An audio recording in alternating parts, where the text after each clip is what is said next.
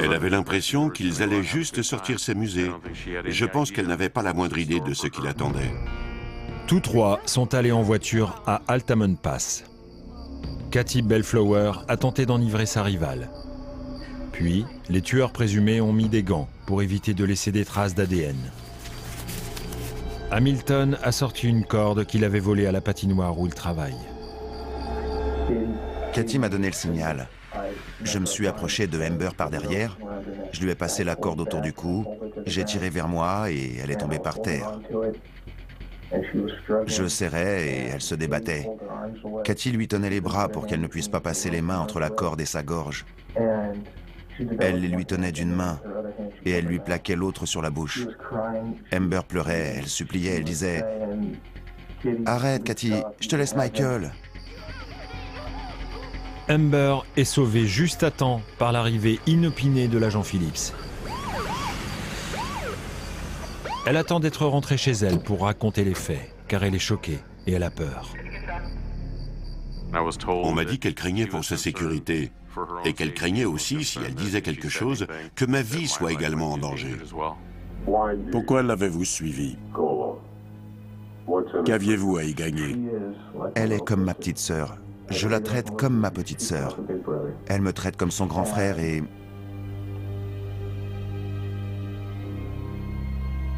Je sais que ça la rend heureuse d'être avec Michael.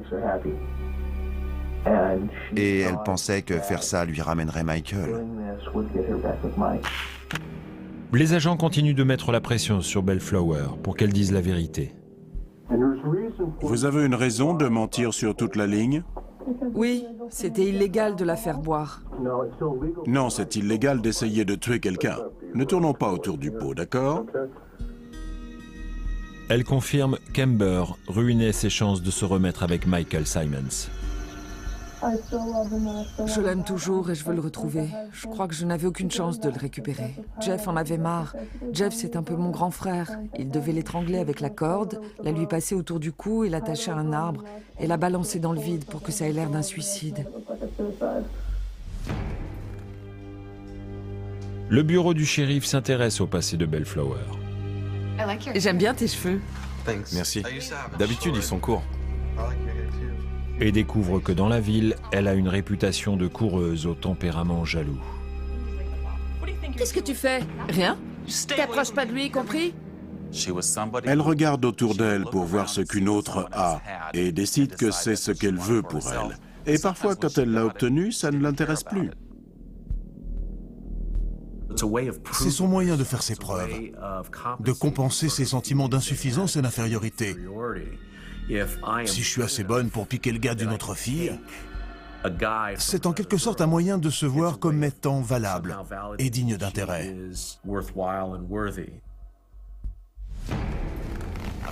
Katy Bellflower et Jeffrey Hamilton commençant à dire la vérité, les enquêteurs apprennent qu'ils ont d'autres secrets sordides à révéler. Ils savent qui a tué Jenna Nanetti et pourquoi. Michael, je t'aime!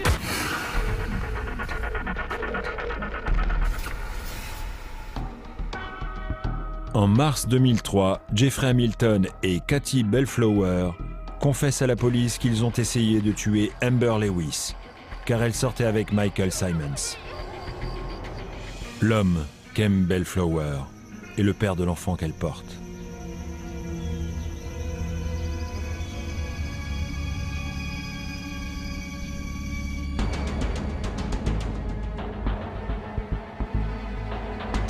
Durant leur interrogatoire, ils révèlent un deuxième complot meurtrier pour supprimer une précédente rivale, Jenna Nanetti. Michael Simons a laissé tomber Jenna pour Bellflower. Mais son épouse voulait le reconquérir. Je sais qu'elle voulait tuer Jenna Nanetti. J'ai une arme. Bellflower n'était pas la seule à vouloir la mort de Jenna. Michael aussi avait ses raisons. Je vais y penser. Elle a une assurance vie. Michael aussi était partant. Il voulait la tuer lui aussi. Il m'a dit qu'elle avait fait de sa vie un véritable enfer. Je crois vraiment que Michael était l'instigateur principal dans cette affaire. Par bien des côtés, Michael est un psychopathe classique. Il est charmant, il est attirant. Il ne s'embarrasse pas trop avec les règles, il les brise sans hésiter. Parfois, des gens ayant des troubles qui s'accordent parfaitement se mettent ensemble. Et au lieu de se faire du bien, ils vont s'enfoncer et se pousser à des extrémités inconcevables s'ils ne s'étaient pas rencontrés. Tu nous aides et tu pourras vivre ici avec nous. Je vais y penser. Ok? C'est beaucoup de fric. Il y a là-dedans un effet de synergie qui leur ouvre des portes vers des actes aussi terribles et affreux.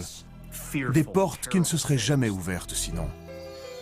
Jenna est attirée chez Bellflower, le nouvel amour de Simons. Elle pense qu'ils vont tous deux parler de divorce, mais s'accroche à l'espoir qu'il va donner à leur mariage une deuxième chance. Il a dit « Jenna est en route, on va la tuer ce soir, elle arrive ». Michael est là, qu'il l'attend, et ils s'embrassent. Je pense qu'à ce moment-là, elle s'est dit que ça allait peut-être marcher, qu'il restait peut-être un peu d'amour entre eux et qu'elle pourrait le sauver.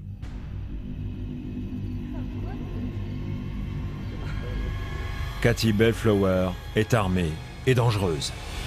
Oh mon Dieu! En plein mouvement, j'ai eu des regrets, j'ai retenu mon geste. C'est pourquoi je n'ai pas accompli la seule chose que j'avais à faire, l'assommer. Cela lui a seulement causé une entaille de 7 cm. Je lui ai demandé si ça irait et elle m'a dit oui, ça va aller. Mais elle implorait Michael pour qu'il l'emmène à l'hôpital. Elle voulait se faire soigner. Tandis que Jenna se tord de douleur, ses assaillants doivent vite revoir leur plan pour la tuer. Bellflower et Hamilton s'en vont. Simons prétend qu'il est choqué et surpris par ce qu'il vient de se passer. Elle veut aller se faire soigner et il lui dit « Non, non, on va se venger de Katy. On va la cogner. Je vais la tenir et tu pourras lui faire tout ce que tu veux. » Je savais qu'ils allaient la tuer. Au lieu de conduire son épouse à l'hôpital, Simons l'emmène vers Whiskey Slough, une zone marécageuse isolée, à 1 heure de route, où, dit-il, ils retrouveront Bellflower. En chemin, ils s'arrêtent pour faire le plein. Mais il ne s'agit pas d'un simple ravitaillement. Michael s'est arrêté prendre de l'essence pour être sûr d'en avoir assez pour faire l'aller-retour et pour brûler la voiture de Jenna. Plus important, il gagne aussi du temps. C'était pour laisser à Katy et Jeff le temps d'arriver à Whiskey Slough et de se mettre à l'affût. Jenna appelle sa grand-mère et son père, auxquels elle laisse de brefs messages. Papa, rappelle-moi vite. J'ai sans doute une commotion cérébrale. On m'a frappé sur la tête avec une balle de baseball et je sais pas quel truc. J'ai besoin de toi, appelle-moi.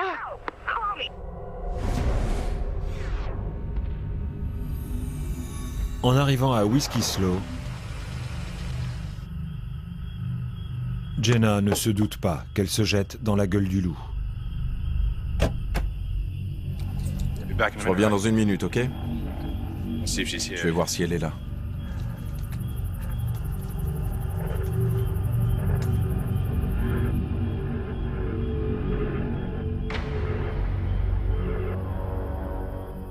Bellflower et Hamilton disent aux enquêteurs qu'ils attendaient à un endroit fixé à l'avance et hors de vue, avec un fusil volé.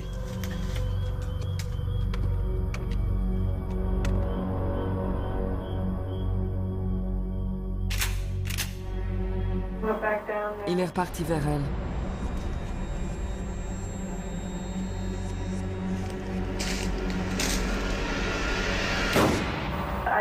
J'ai entendu les tirs, mais je ne les ai pas vus.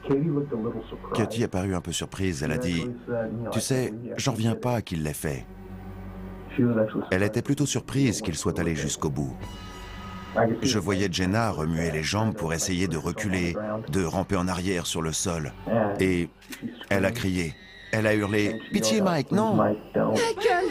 Michael, chérie! Non, pitié! Elle l'a supplié.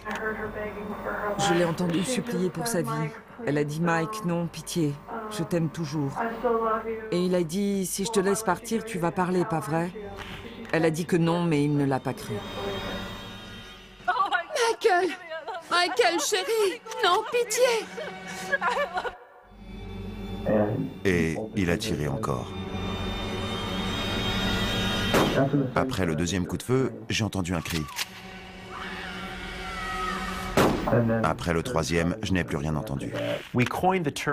On utilise le terme « mentalité de guerrier » pour décrire des individus comme Michael.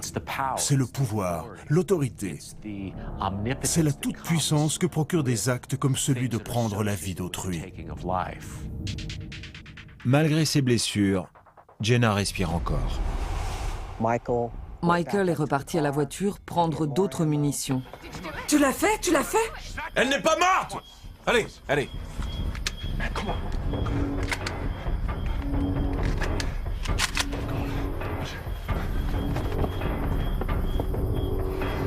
On y va.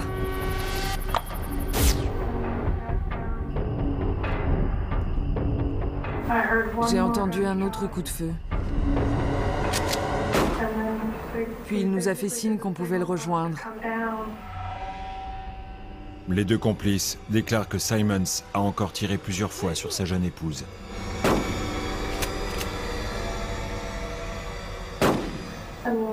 Et le dernier coup l'a touché juste au-dessus du sein gauche.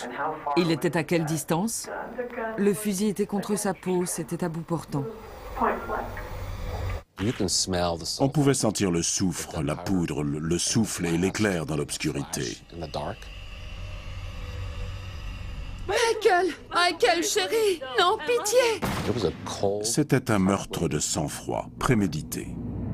Bellflower et Hamilton se demandaient au début si le plan de Simons n'était que du blabla. Il leur faut désormais un instant pour réaliser que non. Ils se sont laissés prendre au jeu. Et à un certain moment, ce jeu leur a échappé. Et pour chacun d'eux, renoncer signifiait perdre la face aux yeux des autres. Hamilton vérifie le pouls de Jenna. Elle rend son dernier soupir. J'ai failli rigoler parce que c'était plutôt drôle. Moi, il n'y a pas grand-chose qui m'effraie. Je croyais bien qu'elle était morte. Jeff n'est qu'un subalterne dans cette histoire. Il essaie d'impressionner Cathy. Il essaie d'agir pour la protéger. On peut se demander s'il n'avait pas en son fort intérieur des aspirations romantiques la concernant. Ils prennent les clés de la voiture de Jenna avant de traîner son corps dans les buissons, tout en plaisantant à propos de son poids.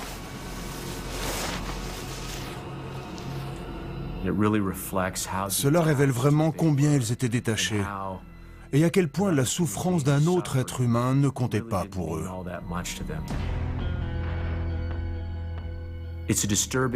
C'est une révélation troublante qui indique jusqu'où ces jeunes gens avaient sombré. Bellflower et Simons partent avec la voiture de Jenna. Hamilton les suit et tous trois se rendent au Mountain House Café. Ils sont déterminés à dissimuler leur acte.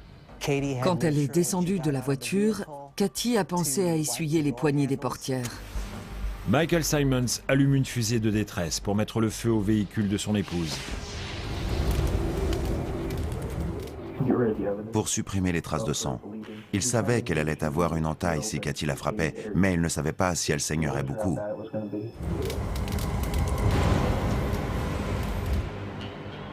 Simons jette le fusil et la batte de baseball dans un champ sur la route du retour, de même que les cartouches non utilisées.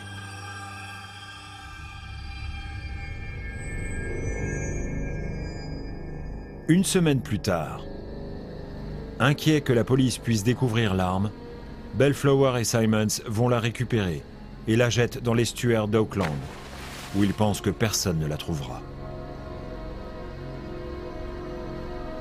Sa femme étant morte, Michael Simons songe désormais à la façon dont il va dépenser l'argent qu'il va toucher de l'assurance vie de Jenna contractée par sa grand-mère. Cette police d'assurance vie marchait à double sens. La grand-mère versait une certaine somme pour cette assurance et pouvait emprunter sur cette assurance pour financer l'éducation de Jenna. Simons dit à ses complices que l'assurance vie se monte à plus de 100 000 $. Elle avait aussi une assurance vie. Mais ils ont fait une grosse erreur. Tout l'argent revient à la grand-mère de Jenna. J'ai demandé à Michael. Forte des aveux de Bellflower et Hamilton, la police va arrêter le mari de Jenna. Mais est-il vraiment le tueur? Ou bien est-il piégé par une ancienne amante vindicative et rusée qu'il a laissé tomber pour Amber? Elle peut faire croire à quelqu'un qu'il pleut un jour de grand soleil. C'est probablement la personne la plus convaincante à laquelle j'ai eu affaire.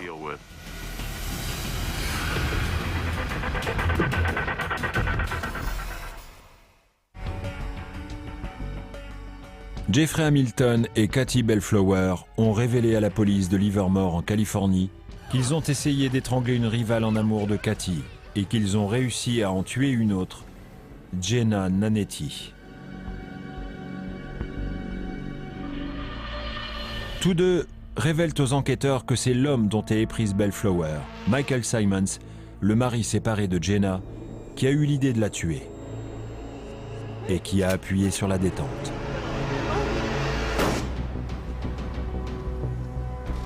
Les agents du bureau du shérif de San Joaquin se rendent à la concession automobile où ils travaillent. Vous êtes Michael Simons? Je l'ai mis en état d'arrestation et je lui ai dit que nous repartions à San Joaquin pour parler de Jenna. Alors il a soupiré, il a baissé la tête et il a semblé contrarié.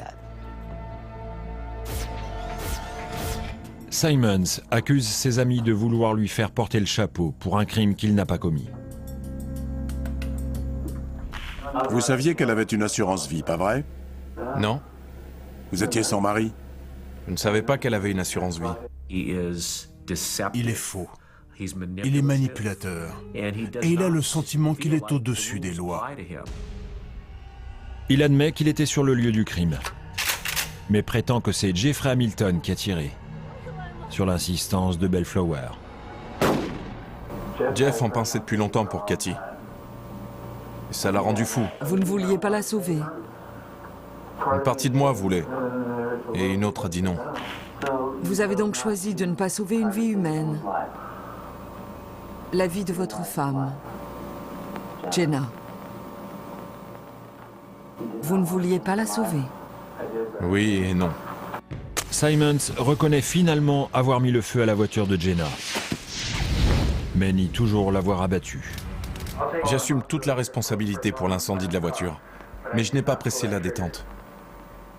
Je n'ai pas pressé la détente. Je pourrais pas tirer sur quelqu'un.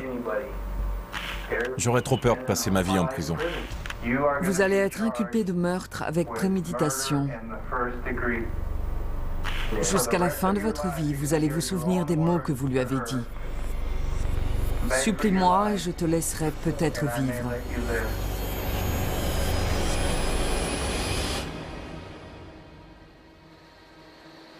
Simons accepte de conduire la police à l'endroit où il a jeté le fusil. Nous l'avons conduit sur la berge et il nous a montré l'endroit précis où il avait jeté l'arme. C'était un fusil Remington 870 attaché à un sac de pierre. La police d'Alameda compare la douille retrouvée près du corps de Jenna au fusil. Kathy Bellflower réalise enfin le véritable prix de son amour malsain pour Michael Simons. Je croyais que j'étais amoureuse de lui et que je faisais tout ça de mon plein gré. Mais j'ai réalisé qu'en fait, j'étais obsédée par Mike et que je le laissais me contrôler. Jeffrey Hamilton n'a pas encore saisi l'énormité des aveux concernant son rôle dans les deux affaires.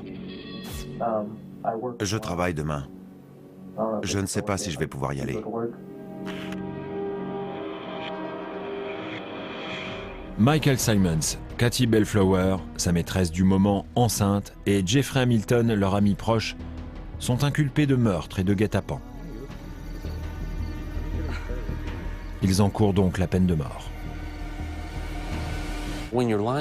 Quand vous montez un guet-apens contre quelqu'un, vous ne laissez aucune chance à cette personne de se défendre. Et il y a eu deux sortes de guet-apens dans ce cas particulier. Katie Bellflower et Jeffrey Hamilton, qui l'attendaient caché dans l'obscurité, et la ruse, le leur. Laisser croire à une personne qu'elle est en sécurité et la placer en situation de danger extrême. Et ça, c'était le guet-apens de Michael. Deux des inculpés accompagnent les enquêteurs sur le lieu du meurtre de Jenna. Je suis Jeff Hamilton. Il croyait que s'il la tuait, il toucherait les 100 000 $ parce que Michael était marié avec elle. Et avec, il comptait s'acheter une maison. La famille de Jenna a planté une croix à sa mémoire. Le 6e coup de feu, il lui a tiré en plein cœur, à bout portant. Jeffrey Hamilton plaide coupable de meurtre sans préméditation en échange de son témoignage.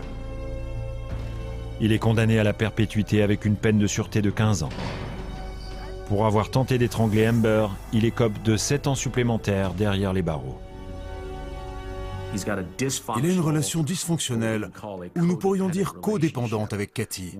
Il s'est perdu lui-même dans cette relation. Il a suivi et a commis des actes pour lui faire plaisir. C'est le béni-oui-oui suprême. Tandis qu'elle attend son procès pour le meurtre de Jenna Nanetti, Bellflower met au monde la fille de Michael Simons. Le bébé est placé en vue d'adoption. Bellflower décide finalement de plaider coupable et le juge la condamne à la perpétuité avec une peine de sûreté de 25 ans. Les charges concernant la tentative de strangulation sont abandonnées. Katie aurait-elle continué à tuer? Quand votre seul outil dans la vie est un marteau, vous voyez le monde entier comme un clou. Michael Simons plaide non coupable. Le procureur affirme que Michael est l'instigateur du meurtre pour 3 mobiles. Il pensait que Jenna n'accepterait jamais de divorcer, tous deux étaient en guerre, et il voulait l'argent de l'assurance vie. Simons manipulait par les sentiments les 2 femmes éprises de lui. Sa complice, Katie Bellflower, et son épouse, Jenna Nanetti. Il s'est servi des sentiments qu'elle avait pour lui pour l'entraîner là-bas. C'était une ruse, un leurre classique. Il l'a baratinée en guise de guet-apens. Il l'a conduite à la mort par de douces paroles. Michael Simons est déclaré coupable de meurtre avec préméditation, d'agression avec une arme mortelle et d'incendie criminel.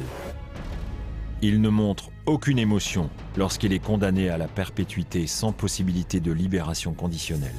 En Californie, la perpétuité sans possibilité de libération conditionnelle signifie que l'on mourra en prison. L'affaire est entendue, c'est fini. Il est toujours en vie. J'espère qu'il supplie chaque jour pour sa vie, comme Jenna l'a fait. Tout ça pour rien. Jeff n'a pas eu la chambre d'amis, Michael n'a pas touché l'argent de l'assurance et Katie n'a pas eu l'homme de ses rêves. Michael a libéré le potentiel de Katie. Mais si elle ne l'avait pas rencontré et n'avait pas laissé libre cours à ses pulsions, cela ne serait pas arrivé.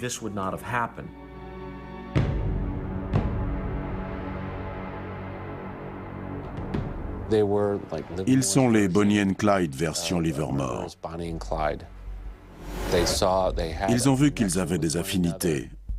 Ils ont fait à Jenna quelque chose que personne n'imaginerait. Ils l'ont fait avec facilité et ils l'ont fait avec succès. La liaison fatale de Michael, c'est « je veux une femme prête à tout pour moi, même à tuer ». La liaison fatale de Katie, c'est « je veux conquérir le mec d'une autre fille, un mec pour lequel je serai prête à tout ». Il l'a menée sur une voie où tous deux parlaient de violence et commettaient des actes violents. C'est devenu un jeu. Qui reculerait le premier? Et aucun n'a reculé.